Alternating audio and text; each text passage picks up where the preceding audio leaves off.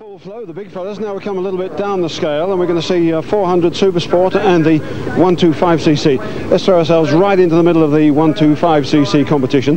These, of course, racing specification bikes, really the business, and this is like the 250cc, tremendous competition and a real test of the setting up and the quality of the rider. Right, here's a couple to look for out there on the grid. Number 4, Ian McConaughey, who is in fact the British 250cc champion. He was the fastest in practice. Number 6, Rob Orme from Ilkeston, Derbyshire, is the current 125 champion. And number 23, Ian Newton of Skelmersdale, is the form rider, but he's a bit down the grid here, 13th fastest. Right, let's hear from Keith and Chris. 8 laps then, this 125cc race, and a very, very open field it is too. And away they go, these little bikes. Not always the easiest things to get up the line. Clutch starts make it easier, but it's not perfect. And Rob Orme hits the front from Ian McConaughey.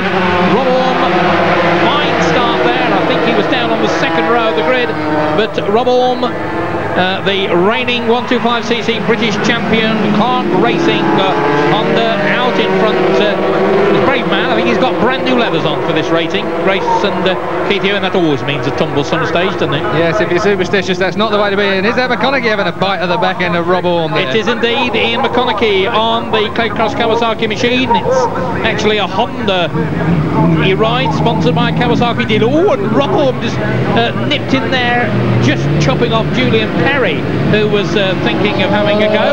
Julian Perry, the man who drives for Federal Express for a living, well, is in a hurry to deliver a parcel here today. And Rob Orme still out in front, Ian McConaughey, and there's a lot of bobbing and weaving.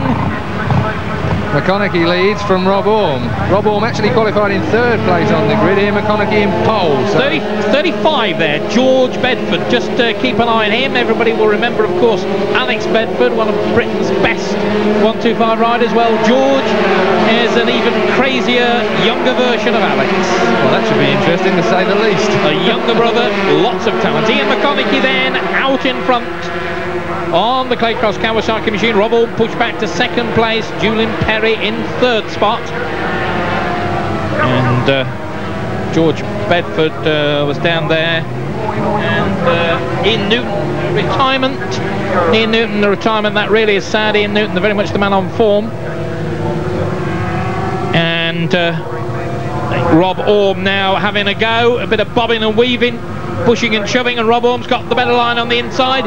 Ian McConaughey didn't want to give way, but he had to, so it's Orme back in front, McConaughey 2nd, Julian Perry in 3rd place, and coming up, that could well be John Yates.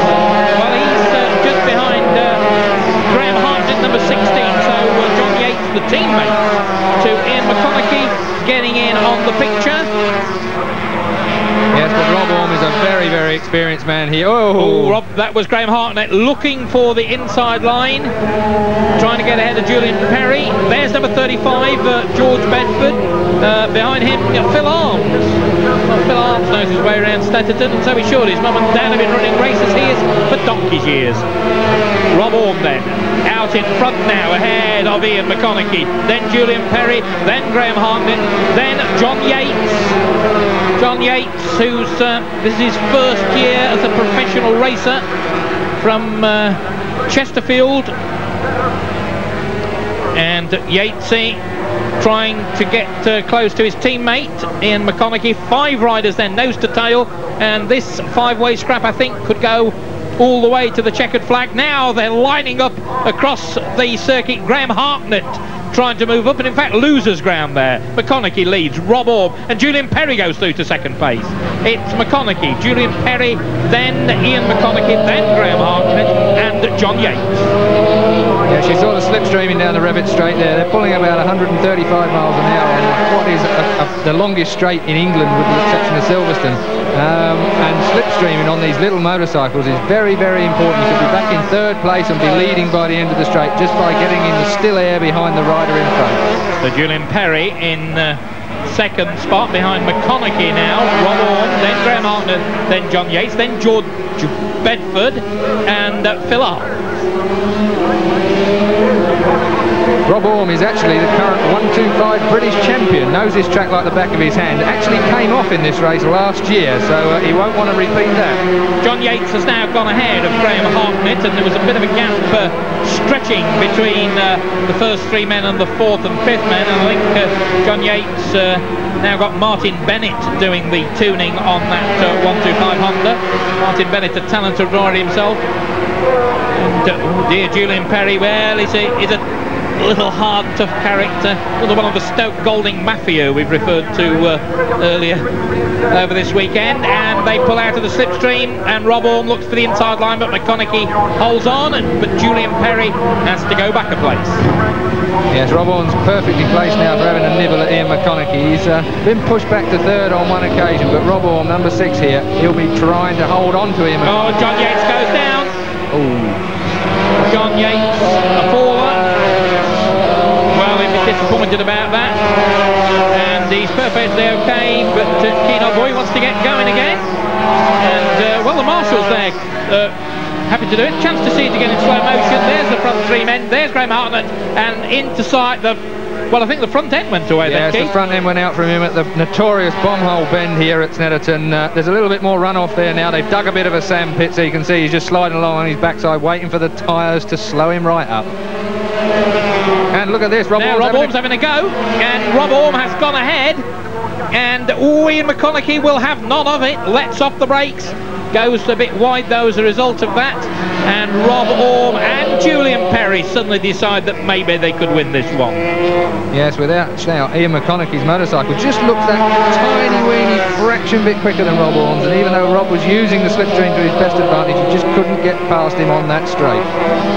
So McConaughey with an advantage still, but Julian Perry snapping at the heels of Rob Orme, and Rob Orme himself is ready to have a go. Well, Derek Clark, the man who puts a lot of money into Rob Orme's racing effort, and Steve Patrickson's racing efforts too. He's been a sponsor, Radar Engineering, put a lot of money into it. And for Graham Harknett, number 16, we saw him just trying to get into the slipstream again, but there he is, pigtail hanging out, blowing in the breeze. He's quite a character, is Graham. Former motorcycle dispatch rider, and thought he'd probably be a bit safer to go racing motorcycles than be a dispatch rider on the road. Yeah, he's probably slowed his pace down so he can race motorcycles. Look at Rob Orme winding up the Radar Engineering Honda, Clark Racing, and he's level, and he's gone ahead of Ian McConaughey. Now, can he out? Oh, Rob pushes across, tried to push McConaughey out, but McConaughey was ready for him. Well, that really was good riding by Rob Orme, but even cleverer stuff from Ian McConaughey. Yeah, very, very clever move indeed. He dived straight for the inside line there, let the brakes to the latest point he could jam them on, and shot back under Rob Orme. Chance to see it again. You see Rob Orme there pushing over and over, trying to keep Ian McConaughey out, but McConaughey waits for the gap, and there wasn't really much of a gap between Rob Orme and Julian Perry, number 7 there. Snips through the gap, and suddenly he's back in front. Well, time is running out. They're coming round. 7 laps are now completed. 1 more lap to go. Fastest lap in the race at the moment, would you believe it, to number 7, Julian Perry, who is in 3rd place. And McConaughey holds off all with Julian Perry. Not a particularly young man, Julian Perry. I think he's about 27, 28, but a late starter in road racing, and he's been very, very good on the 125s, and I wouldn't like to rule him out from winning this one yet. No, but watch out for Rob Orme here. He's been good down this straight every time. He's exited onto this straight very quickly. This is his last chance to get up the inside of Ian McConaughey. Will he be able to hold McConaughey this time?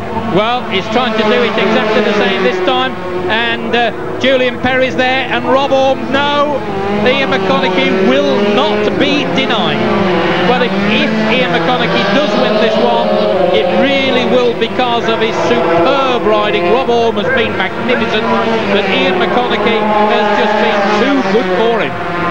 And Ian McConaughey, that's an advantage that others will find almost impossible to beat. But look at Graham Harknett winding himself up for a final lap effort, number 16 in the background there. Oh, and Ian McConaughey's bike just snaked in protest.